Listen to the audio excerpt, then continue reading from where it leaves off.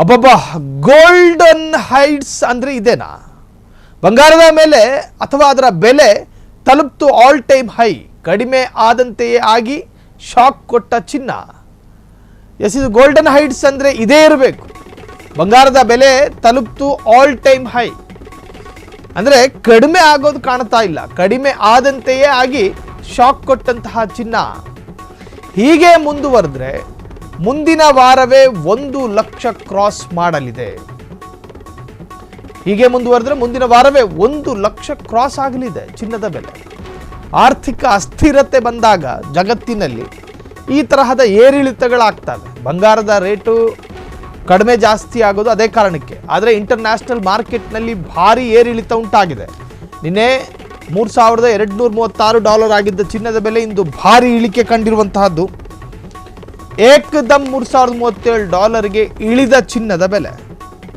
ಹಾಗಿದ್ರೆ ಮುಂದಿನ ವಾರ ಚಿನ್ನ ಇಳಿಯುತ್ತಾ ಹೆಚ್ಚುತ್ತಾ? ಇದು ಚಿನ್ನ ಪ್ರಿಯ ನೀರೆಯರ ಮಿಲಿಯನ್ ಗಟ್ಟಲೆ ಪ್ರಶ್ನೆ. ಈಗ 10 ಗ್ರಾಮ್ ಚಿನ್ನಕ್ಕೀಗ $96,450. ಬಂಗಾರದ ಬೆಲೆ ಮತ್ತೆ ದಾಖಲೆ ಒಂದೇ ದಿನ $6,250 ಏರಿಕೆ ಆಗಿದೆ. ಬೇಡಿಕೆ ಹೆಚ್ಚಾದ ಹಿನ್ನೆಲೆಯಲ್ಲಿ ದೇಶದಲ್ಲಿ ಬಂಗಾರದ ಬೆಲೆ ಮತ್ತೆ ಏರಿಕೆ ಕಂಡಿದೆ. ಡೆಲ್ಲಿಯಲ್ಲಿ ಒಂದೇ ದಿನ 10 ಗ್ರಾಮ್ ಚಿನ್ನಕ್ಕೆ $6,250 ಏರಿಕೆಯಾಗಿದೆ. ದಾಖಲೆಯ $96,450 ತಲುಪಿದೆ. ಬೆಂಗಳೂರಿನಲ್ಲೂ 10 ಗ್ರಾಮ್ ದರ $95,400 ತಲುಪಿದೆ. ಚಿನ್ನದ ಬೆಲೆ ಹಿಂಗೆ ಜಾಸ್ತಿ ಆದರೆ ಏನು ಕತೆ? ಚಿನ್ನದ ಬೆಲೆ ಜಾಸ್ತಿ ಆಗೋದು ಯಾಕೆ?